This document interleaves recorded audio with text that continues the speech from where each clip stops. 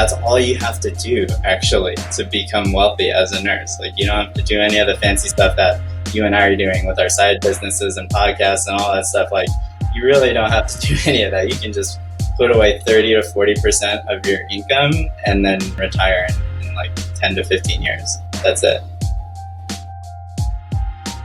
You're listening to Nurses on Fire, the podcast for nurses by nurses aspiring to financial independence.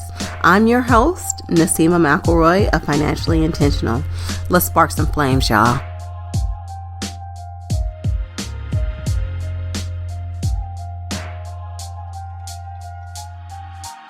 Welcome back to episode 8 of the Nurses on Fire podcast. And if this is your first time listening, thank you so much for tuning in.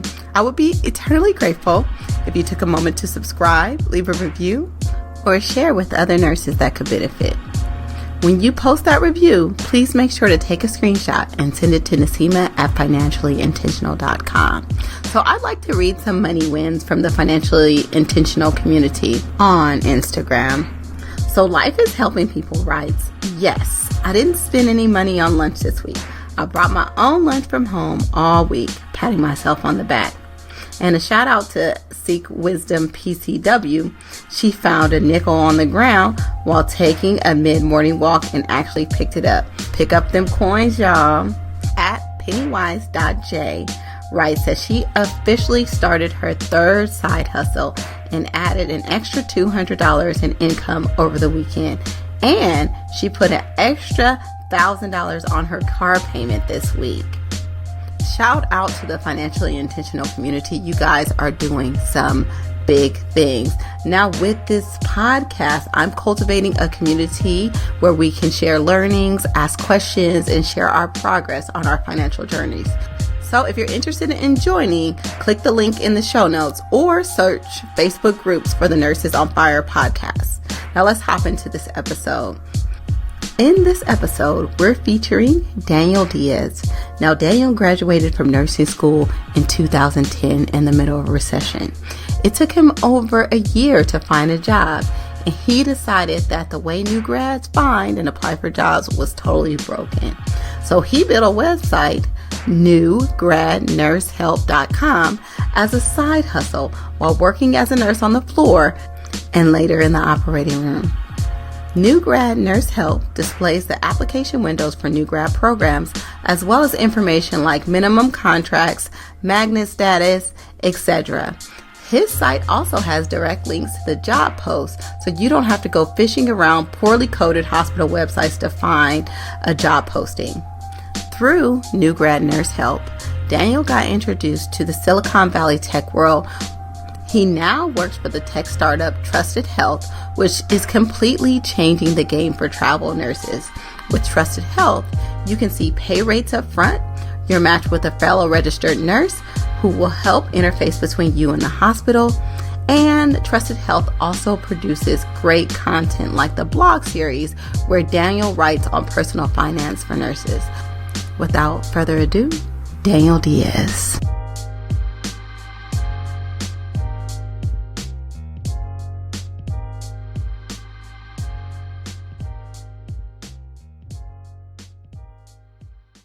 All right, so we have Daniel Diaz today.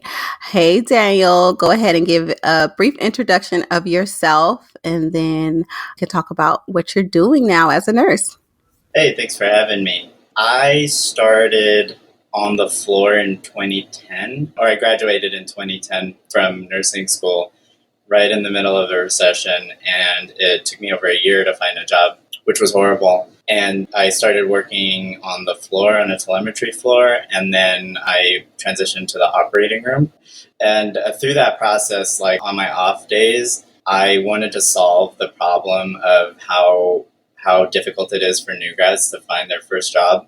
Like, there's no reason why it has to be that hard to find a job. It's just like simply that nobody cares to solve that problem, and like there's not a lot of money in it because new grads don't have any money, and then hospitals don't want to pay for new grads because they're untrained and they have to spend money to train them. So like it's all just really hard for no reason, and I think that's a bad way for nurses to be introduced into the industry. So I made NewGradNurseHelp.com as a side business. And then that just kind of streamlines the process of finding a job. Like I list all the application windows for the new grad programs, and then there's like a direct link to the job posting on the website, so you don't have to like go through the really poorly coded website on the hospital end to try to find the job post.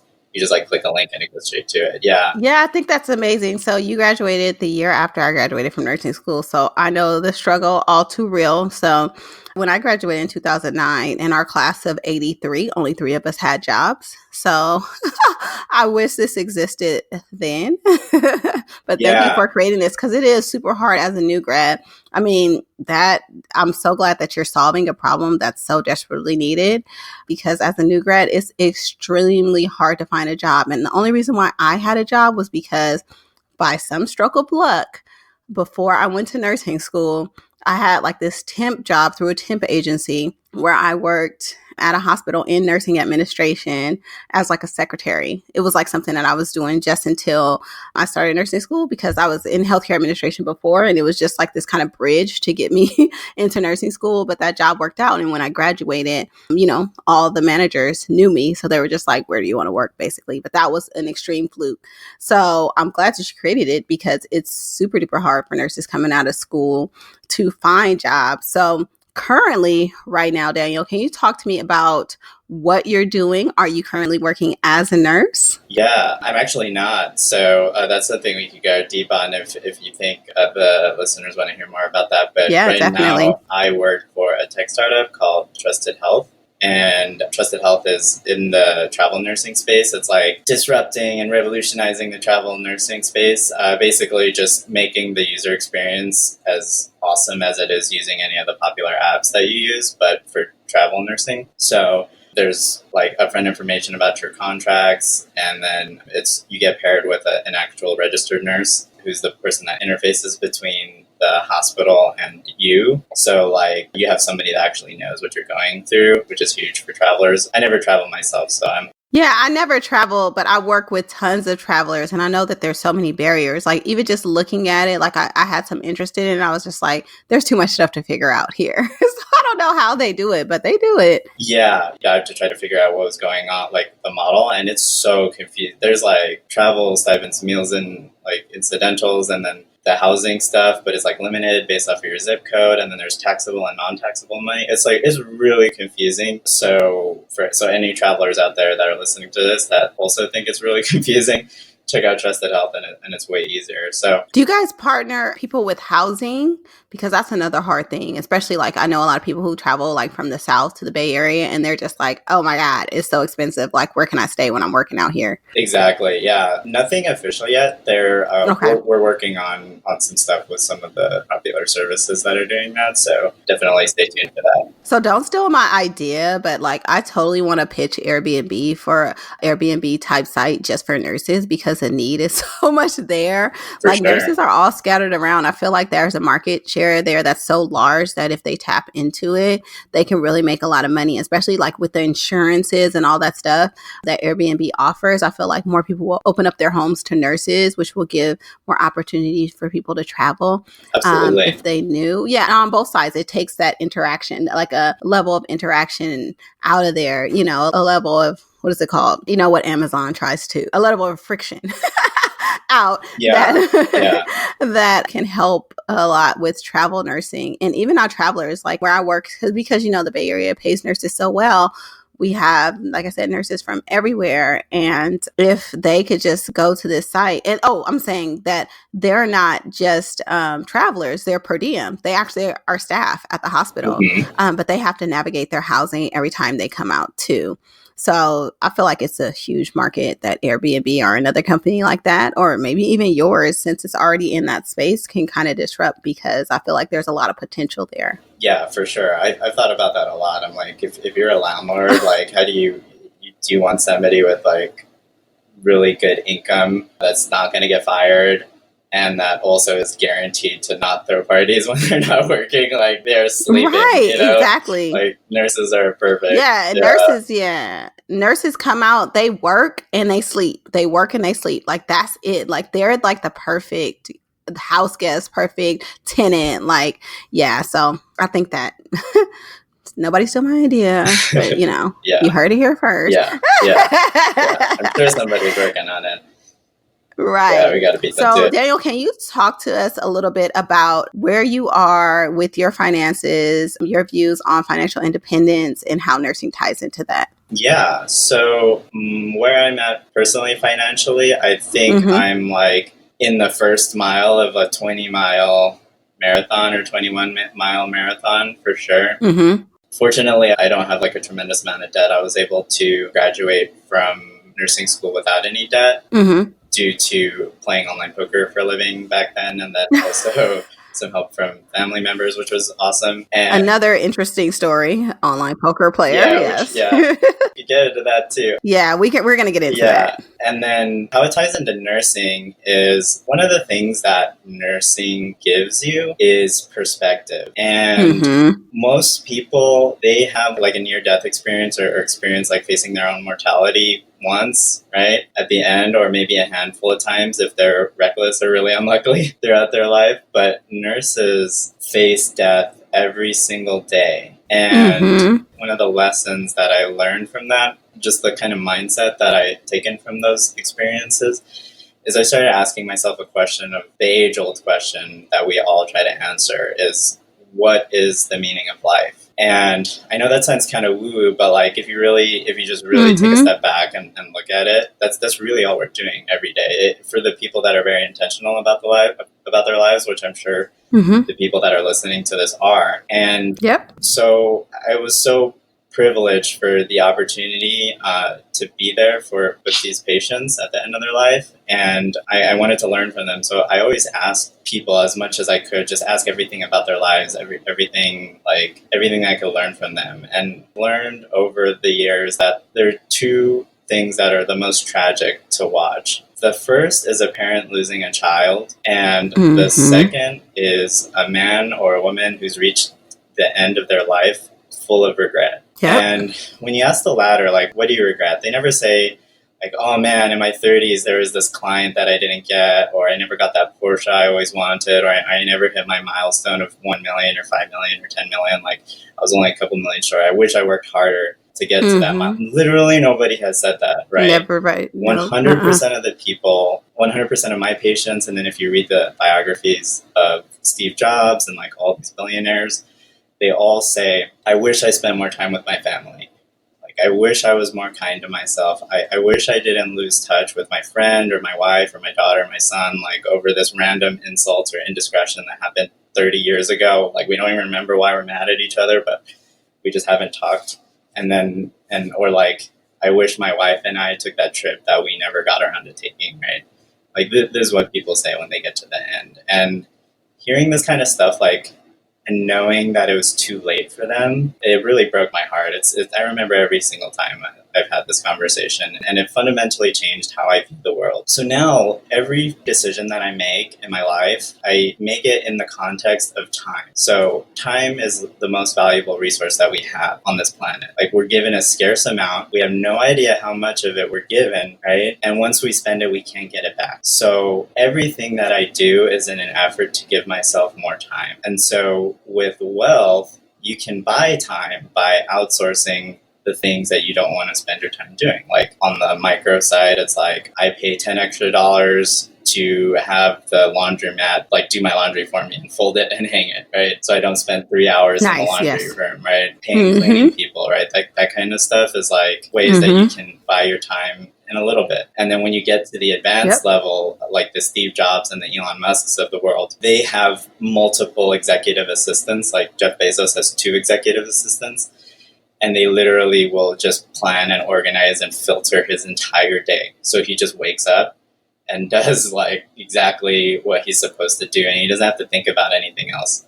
So goals. Yeah, exactly. So definitely goals. That's the end of the marathon where I want to get to. I don't want to become a billionaire because I've read all of their biographies and I haven't read very many that had a good home life. And I love my wife, you know, I love our our future family. Like, I don't want to sacrifice that. And that's like what you have to sacrifice in order to become a billionaire. Mm-hmm. Except for Bill and Melinda Gates. I think they're the only two people that somehow did it. So maybe we can learn from them. But they're an anomaly. Yeah. My hero, like the Yeah. person that I look up to, is Pat Flynn from Smart Passive Income. I love Pat Flynn. He's actually in San Diego too. But he's in San Diego. That's exactly what I was going to say. So have you met him? No, not yet. Yeah, I'm definitely going to stalk him at one of his like monthly meetups at some point. But he seems like he's super personable, so I'm sure you can meet him. Yeah. And for those who don't know him, basically he's built this empire teaching people about affiliate marketing and passive income. And then he has this ticker on his website of all the courses and stuff, all this revenue generating stuff and like how much it's generating every month. And now it's at like some absurd level where it's like millions of dollars every month. Yeah, that's but back in the day, it was like a few $1,000s. And once your passive income exceeds your monthly expenses, then that's it. Like, you're free. That's fire. That's the goal. So that's what I'm trying to get to. So however long that takes, I have no idea. But that's what I'm progressing to. I think you're not too far from approaching it. I have faith. Yeah, that's the thing, is it doesn't take as much as people think. It really doesn't. And that's what I'm trying to teach people with this platform. It really doesn't take that much, but it does take a little bit of intentionality. Yeah. All right. So I know you have a family full of doctors. I want to ask 3 questions along those lines. So what made you become a nurse? Like, why nursing? What did you really like about your nursing career? And then what made you take a pivot where you're not necessarily working day to day as a nurse? Yeah, so you're correct. I have like 6 doctors in my immediate family.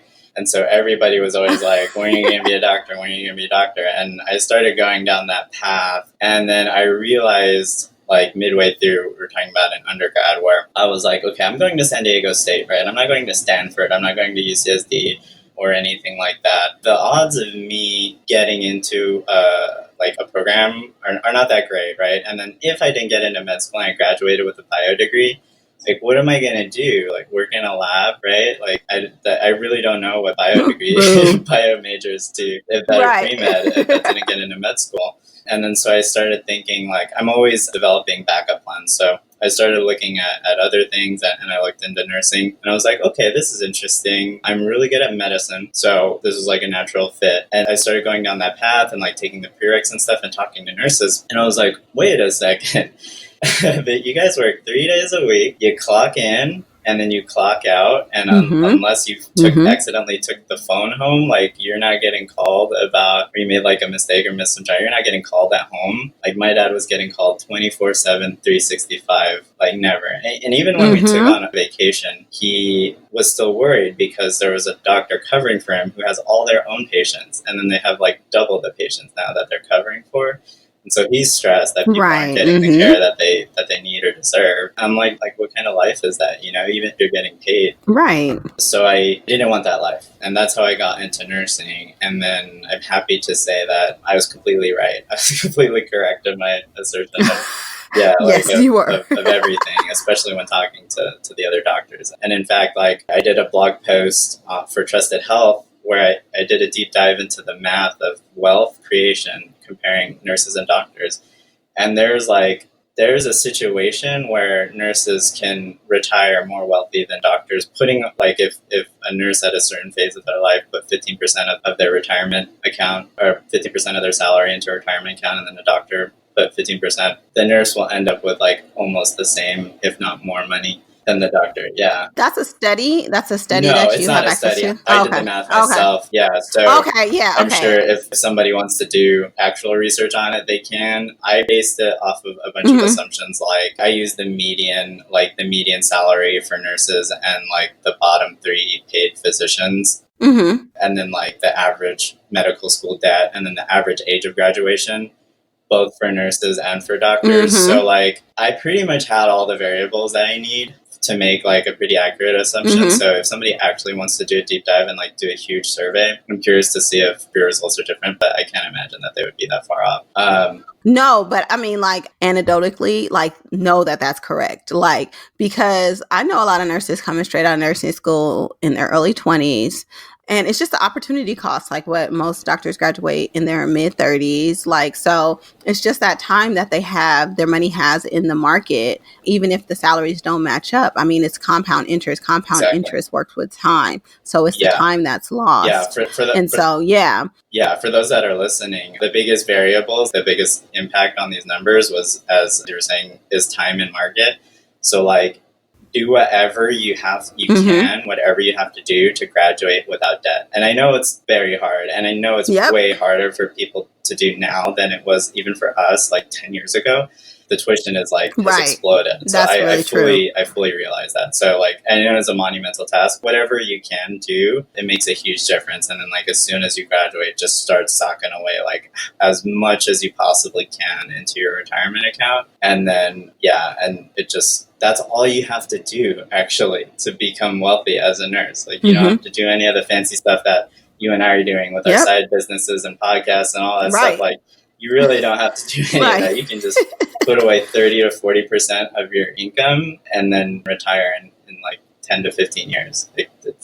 That's it. It's really that simple, you guys. And like, the cheapest education that you can get is the key, because I went to UCSF. I went to the fancy nursing school. You know, I did do my nursing in a year, which was extraordinary, but that also cost me $80,000 just on its own. Well, actually 80,000 just for the nursing part. But it's just like, I mean, like, luckily, I was able to find a job in the Bay Area where I make a lot of money, but I see nurses coming out of school with $200,000 in debt where they're not making, six figures. And it doesn't matter where you go to school. Just make sure that you graduate with a license. And so if like nurses in California, I know it's super hard to get into nursing schools in California. You don't have to go to nursing school in California. There's Nevada, that's really close. There's Arizona. You don't have to go to a 4-year university. It might be harder to get a job, but once you get a job and, Daniel knows how to hook you up on that front, like once you get in the door, you can get tuition reimbursement to go back and get your bachelor's degree. So the cheapest way that you can really get your nursing degree is ultimate, like what you should be aspiring to do. I mean, most people listening to this are already nurses, but still, I mean, a lot of them, a lot of people think that in order to get well, you have to go back to school and pay all this money, maybe get, a master's degree, a doctorate. And actually in nursing, like I've seen what is it called? I've seen the opposite, where the more degrees that you have, the less you make, because you go into different institutions that may not pay as much as just hospitals. So, all that aside, to say, get your degree, get in there, sock away your money as early as possible. And that is the key to building wealth. You don't have to do anything extra, but save and invest early once you get your job. Bottom line. And I realized that I didn't talk about why I transitioned into the startup world, but before I get there, on just the last point about this, it's interesting.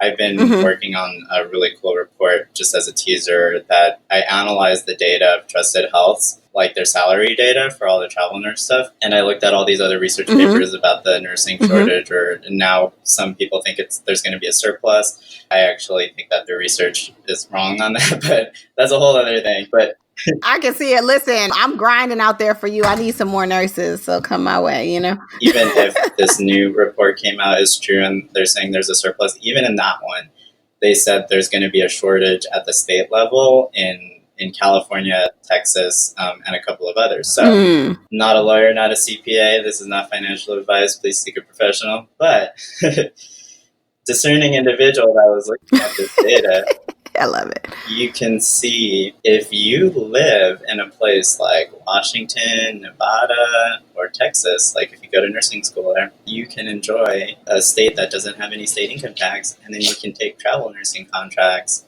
or per diem contracts in California. And then so you can earn a boosted California wage, take it back home to your primary residence where you don't have to pay, pay as much taxes as in California. So that's something to think about. Like, it's all about what your goals are. If your goal is to just retire as quickly as possible, that's one way to do it, But Yep, I definitely benefited from that for the year I was living in Nevada. yeah. Oh my God, it indexes. makes a huge difference. It makes a huge difference. And then so like as far as why I transitioned to working in a startup, so there were like two things that happened. One was I was getting burned out, right? There's no like ifs, ands, or buts about it. This job is hard. And I was hurting physically. Like my back was like killing me. And like my shoulder was starting, I could feel my shoulders breaking down.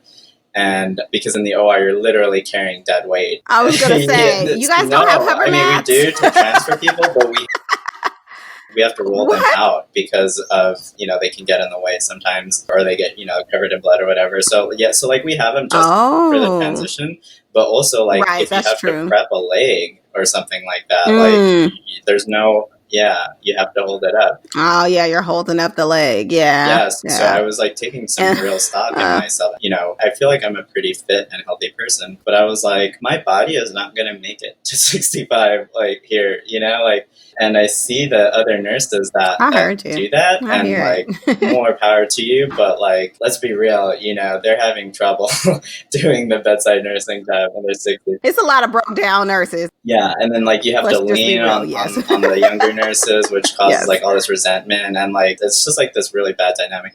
And so I was always looking for that side business or something where I could replace my nursing income with like the side thing. And then the other thing that happened was I had a day where one surgeon yelled at me because I didn't hold the cell phone up to his ear when somebody called. And then a few hours later, a different surgeon yelled at me because I held the phone up to his ear, and he's like, "Why are you getting so close to the field? What are you doing? I don't do that."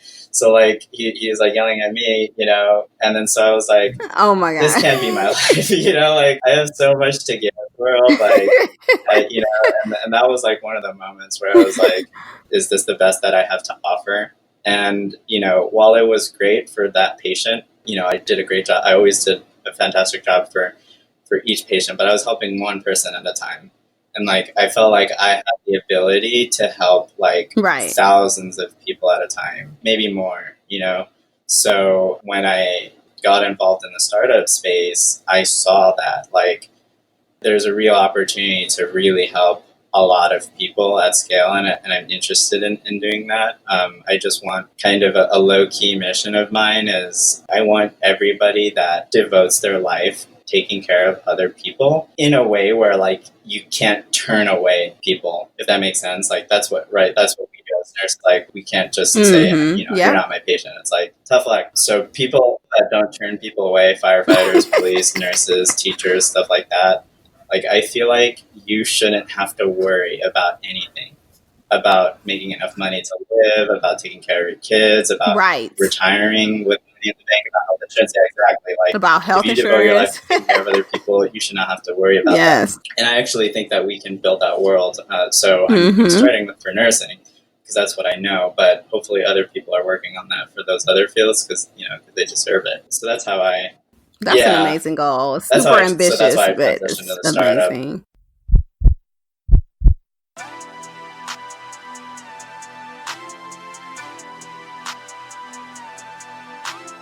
I'm known as a debt slayer because of the $200,000 in student loans I slayed in 2.5 years.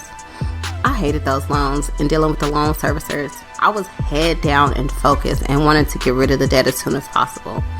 Knocking out these loans and seeing a zero loan balance was one of the most liberating feelings I have ever felt. But recently I learned that by not optimizing my student loan payoff strategy, I lost money. I'm talking about big money, y'all. I could have saved $80,000 if I had a customized student loan plan by the team at Student Loan Planner. Please don't make the same mistake as me. If you have student loan debt, especially in the six figures, head over to studentloanplanner.com/financially intentional to get your customized student loan plan today.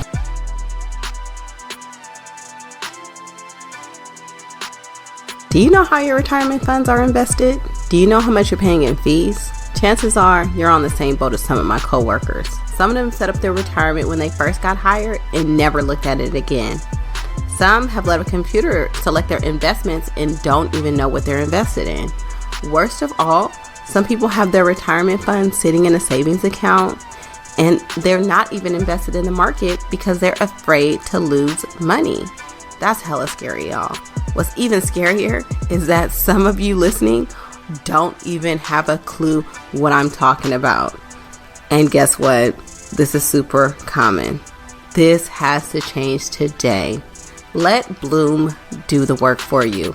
Head over to financiallyintentional.com/Bloom and get your free retirement account analysis. They'll check and see if your retirement account is optimized for you, and they'll let you know if you're paying too much in fees. That's Bloom with 3 O's. Bloom can also manage your retirement account on an ongoing basis so you can take the stress out of retirement planning. If you choose to work with Bloom, their fees are incredibly low, less than your Netflix subscription. You have enough to worry about. Let Bloom handle your retirement account. The hardest thing you'll have to do when it comes to your retirement is remember that Bloom is spelled with 3 O's. Head over to financiallyintentional.com/Bloom. Remember, spelled with 3 O's, and get your retirement account squared away today.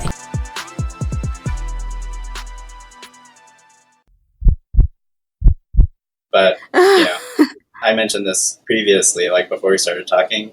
There's ups and downs going from a nurse to the startup world for sure. Yeah. Yeah. Are you keeping your license? Yeah. Okay. Yeah. Definitely. Never lose that license. Like, I just renewed my nursing license. I'm a little salty right now. Okay. Did you renew your license this year? Because the fees went up like crazy. I literally have to do it. It's just very soon, like in the next few months. So yeah, mine's is June, right? So nurse practitioner, never practiced as an NP because I just haven't. And I have a furnishing number, right? So all of a sudden, now I have to pay my fee for my nursing license, then my fee for my NP, then my furnishing number. So that like this year, like all the fees went up. It was like $500. I'm super salty right now. So dang. I was like, that's how they get you, man. Yeah. I know. So just know the fees went up when you go to renew. It sucks. Anyway. Yeah. That's only going to get worse. Sure. Yeah, but it's still worth it. But I was saying that to say I'm not losing any of my licenses, even though I'm not currently using my NPR, my furnishing number. I'm not going to let it lapse. Yeah. So I'll pay for it. Yeah. You never know. Right. So let's talk about some of the tools that have helped you professionally and financially. What things can you recommend to nurses who are on the path to financial independence or just, are itching to learn more? Yeah, for sure. So one of my big things is like I read a lot and I do a lot of this research so that like you don't have to. So all these resources that I can, these are like the best. Like you can take my word for it and then and you'll be golden, or you can just like you can go down that path yourself, which is fulfilling. Just take his word for it, because but you're gonna end up here. So like, as far as information goes, like I'm all about learning and I'm all about automation. So on the learning side, Mr. Money Mustache's blog, life changing for me. Like this guy is all about the frugality, like extreme. I don't even want to say extreme frugality because it makes it seem like it's hard to do. But like he just lives such a luxurious life by spending so little money. And so if in our equation we were talking about where you can reach fire if your passive income exceeds your expenses, well, one way to get that faster is to lower your cost of living, like lower your burn rate, as they say in the Silicon Valley terminology, lower how much money you're spending every month. So if you want to learn how to frugal, Mr. Money Mustache blog, he's the one that got me into biking. Like I used to bike to the hospital and people make fun of me and I'm like, dude, you spend like 10 minutes parking. and that's no joke. And I got my exercise in. Yeah, my bike costs like $300 and you spend like $35,000 on the car. Like, right. So Mr. Money Mustache, huge. The Boglehead forum for investing, that's great. But like if you go down that rabbit hole, just know like just invest in a Vanguard low cost index fund. Like that's this is not an investment podcast. Not an investment. Yeah, sorry. Thanks for saying that. Not financial advice. Yes, but yes, true. So like mathematically speaking, like the S&P 500 index fund is like the best value that you can get. Yeah. Yeah, so especially from like Vanguard or Fidelity, it has like a competing one that's also super low. Right. Yeah, you can check that stuff out. And then if you're into real estate, the Bigger Pockets forum, that's the best resource for real estate. Oh, definitely, period. hands down. Bigger Pockets has everything, and they have a super strong community for you to just ask questions and learn. Exactly. Yeah, and maybe on another episode we could talk about like if real estate is like good for fire. Yeah. Yeah. And then automation wise, I love the Capital One 360 online banking account because you can have an unlimited amount of accounts. Mm-hmm. So you can have one for like vacations, you can have one for your food budget, you can have one for like every little thing that you want to save. And then you can set up automatic deposits from your main account that you're getting direct deposited into. So it just automatically splits and deposits things into it. So like that's amazing.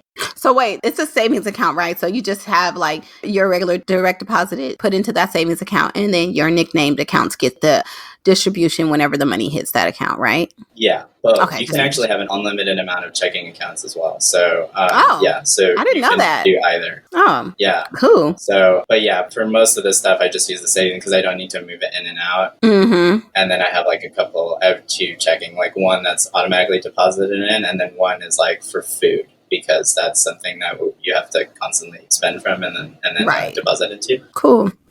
So yeah, that stuff. And then if you're interested in doing an online business like a side gig, I highly recommend the 4-Hour Workweek book and /podcast, and then the Smart Passive Income book /podcast, which we mentioned earlier. And then the last one is one that people may or may not have heard of. It's called I Will Teach You to Be Rich.com. By Ramit. And by Ramit. Yeah. All of these have like hilariously bad names and they seem like infomercial scam.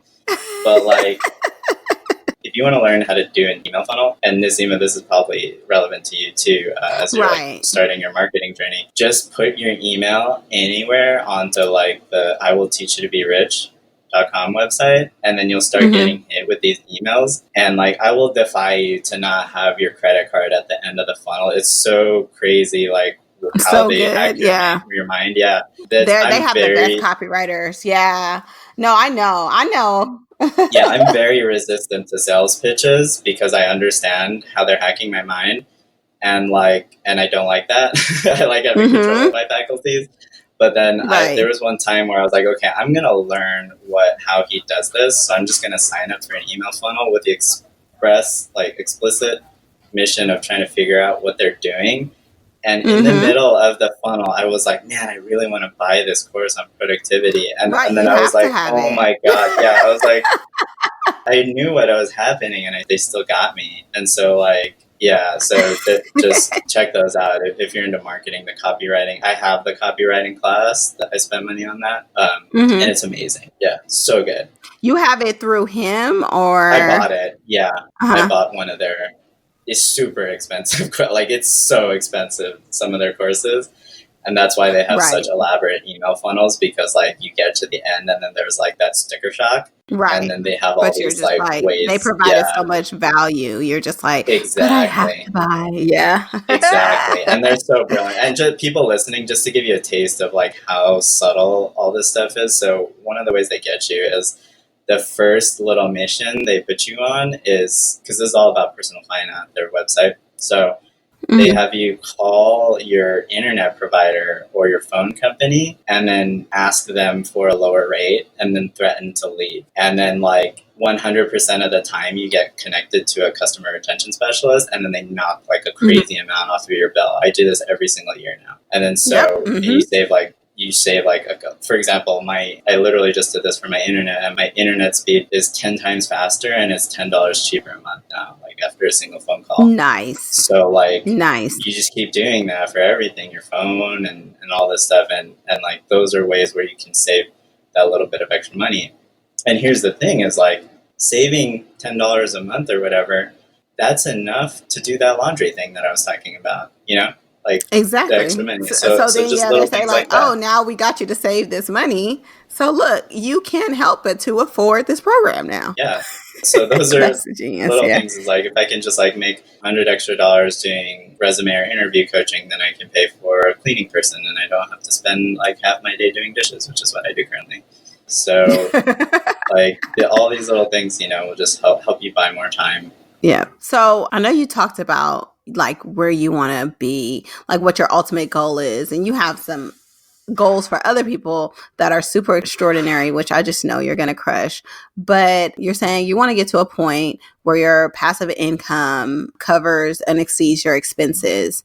And so, whatever way, if that's through your job right now or if it's through your side businesses, I know you'll get those there soon with what you're doing, but where are you right now with New Grad Nurses Help? How do you say it? New Grad Nurse Help. NewGradsNurseHelp.com.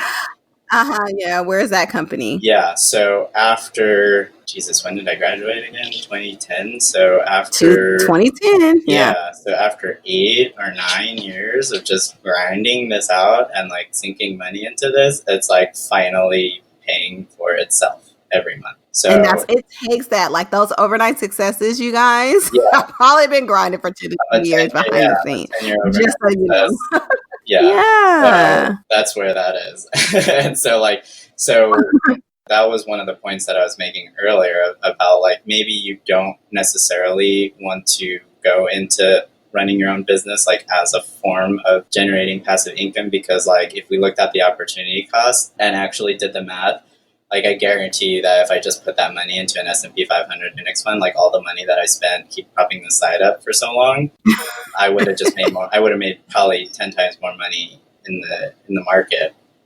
But I really wanted to solve this problem, and it was fun. So, and it's fun working on it. So yeah, so that's just like a cautionary tale is like, if you go into starting your own side business or your podcast or whatever, like understand that nobody cares about you, and it's going to take a lot of time and effort and money and hustle and marketing to even get like enough people to care to cover the expenses of the thing, much less like having it become a successful business. It's incredibly hard.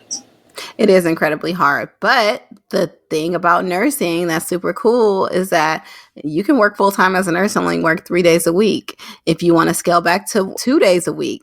And that's the thing about nursing. Like, I feel like the flexibility and the amount of options that you have is beneficial if you want to start a side hustle. Like, my business was completely funded by my nursing career. And I was able to do that because it was out of love. Like, I didn't have to generate a profit off of it because I didn't need to when I started. And that's what made it truly authentic. Like, I didn't have to have, settle for spammy advertisers coming after me. I didn't have to.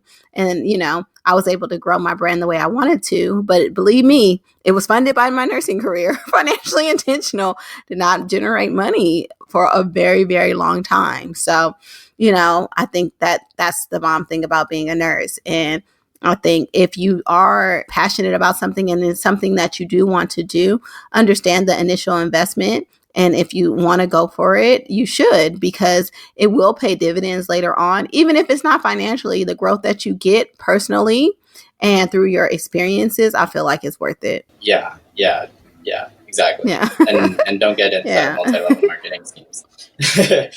Dear listener out there, don't get into that. Yes. Those are things that are pushed. Exactly. And I see them a lot. Those are things that are pushed to nurses a lot too. Yeah. No. Yeah. Take the thing that you're passionate about, that you love doing, that like you listen to and read about on your off days, and turn that into a business. Like nobody is passionate about selling essential oils, like that's just like a get rich quick type thing. But like, if you're really passionate about whatever that side passion of yours is, you can turn that into a business. Yes, and eventually it will be profitable. Eventually. So what recommendations? Yeah, eventually.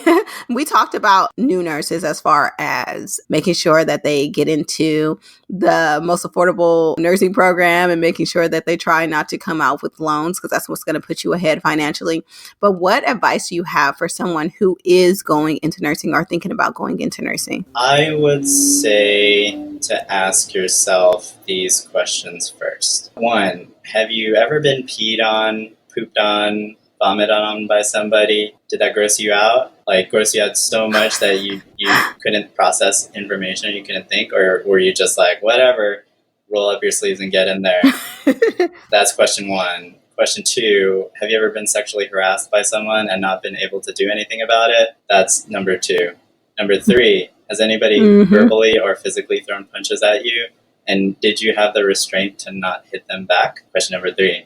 Question number four, has anyone ever taken credit for your ideas or not thanked you after you did them a huge solid and saved their butt? And were you able to brush this off and then do it again the next day? If you answered yes to all of these questions, then nursing may be the profession for you. And I'm kidding, but I'm not really kidding. And joking, not joking. Not joking, because all the nurses listening to this are like, yeah, that happened to me last Tuesday. So Exactly. there's something that like you experience on the day. And this is hard, right? Not everybody is built to do that. And like I always say, like nurses don't get paid what we do because of some like glitch in the matrix. Like it's not like some secret that nobody else is aware of. Like we get paid so well because the job is so hard and because most people can't handle any single one of the things that I mentioned before, much less like all the time.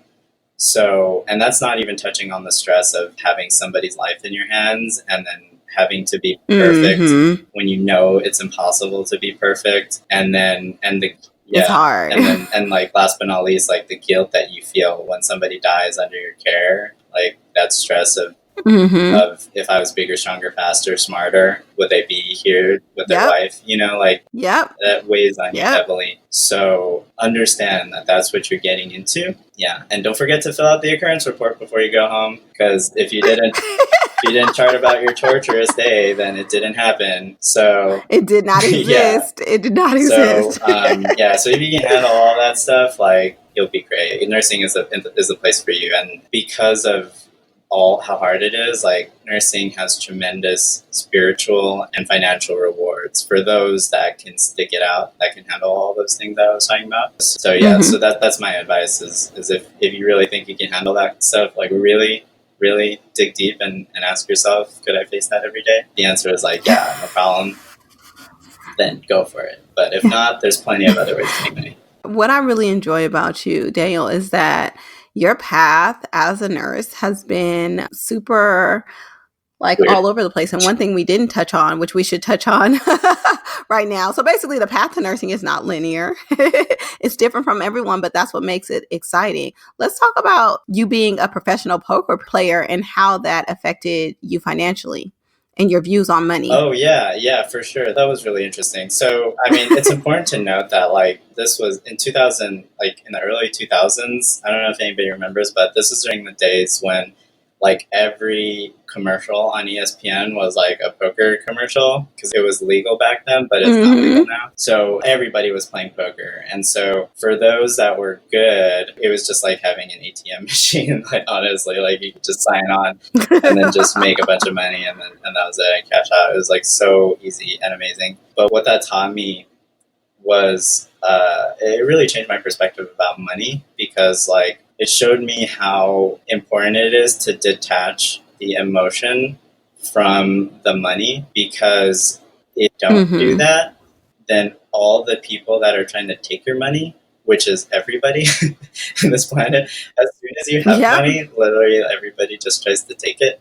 And so this is true in online poker and in real life. So by detaching the emotion from it, you can make better decisions. And so that's what I learned about that from playing poker. And then the other stuff that I think is really important to learn from poker and for nursing, for life in general, is that a lot of times you play the hand perfectly. You did everything that you're supposed to do. You're so smart, like you're so great, you're just awesome. And then reality just punches you in the face because you got a 1 in 100 chance of this hand going badly, and then you got dealt that card, and that happens, right? So, like, I just learned to understand that happens, and, like, every decision we make, we're just trying to do the best thing that we can, given the information that we have. And sometimes it works, and sometimes it doesn't. But you just gotta keep trying, and that's why it's important too to, like, be very careful about your money and your expenditures and stuff, because you have that buffer of like, if I lose this hand or lose this tournament or whatever, make this bad decision, it's not going to ruin me.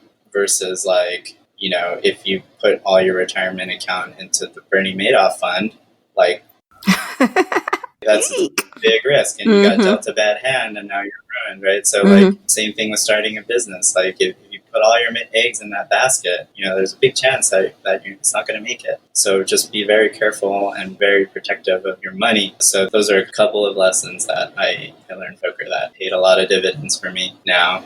I think that's extraordinary, and I think that was an excellent way to sum things up. I wanted to know, if people wanted to reach out to you, how can they get in contact with you, and then what are some things coming up for you? So if you're a new grad, you can check out newgradnursehelp.com, and then for other nurses, actually NewGrads as well, but if you're interested in the content that I'm writing about personal finance, check out the Trusted Health blog.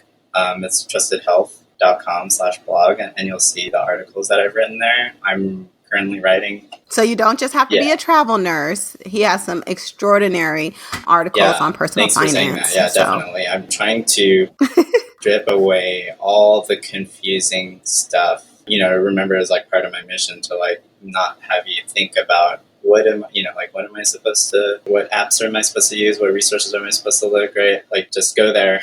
And then hopefully, if I did my job right, you can figure out everything that you have to know without reading 50 books that I did.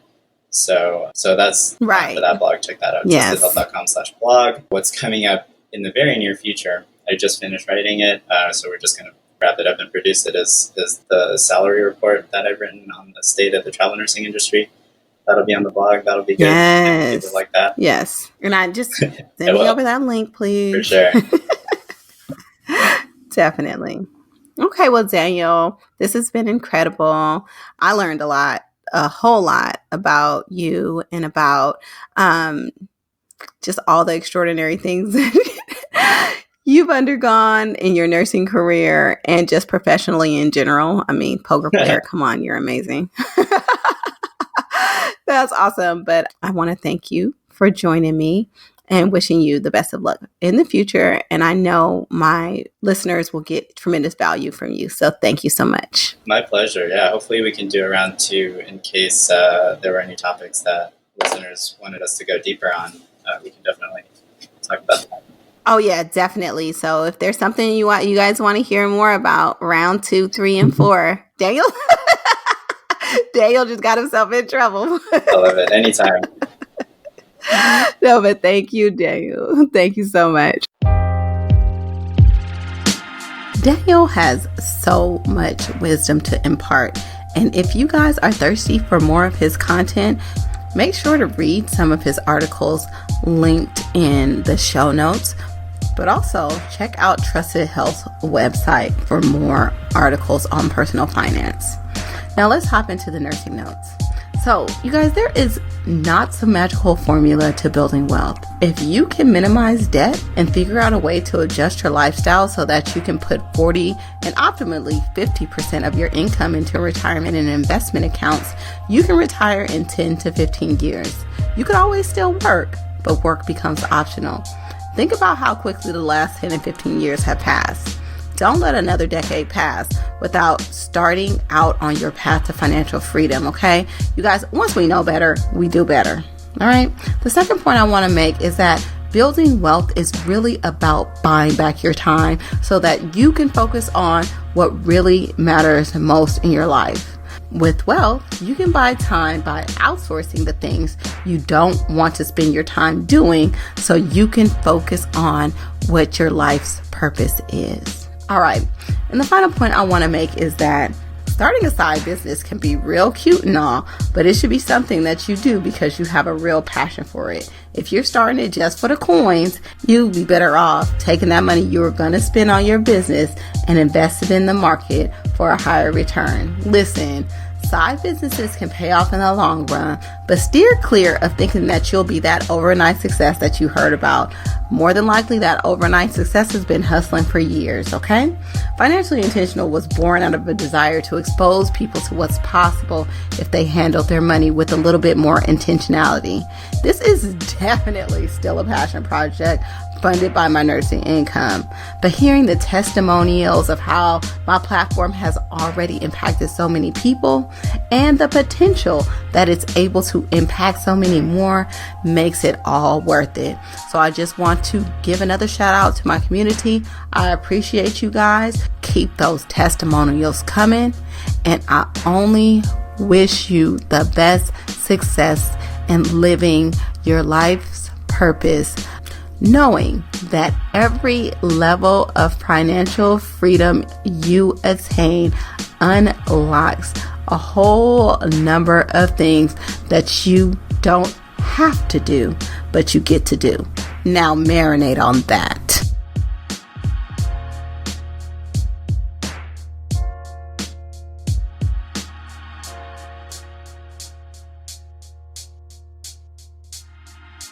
You've been listening to Nurses on Fire. If you want to learn more about me or my guests, check out our show notes page. If you found value, please support our show by supporting our sponsors and affiliate, also listed in the show notes.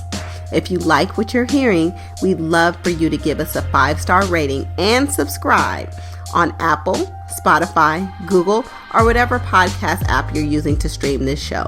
You guys, tell all the nurses in your life to subscribe. And if you know a nurse with a compelling money story and would like me to feature them, shoot me an email at nasima@financiallyintentional.com.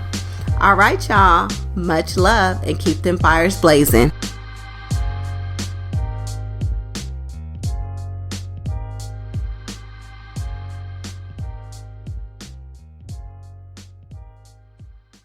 Thank you for listening to my mommy's podcast. Don't forget to subscribe. Bye-bye.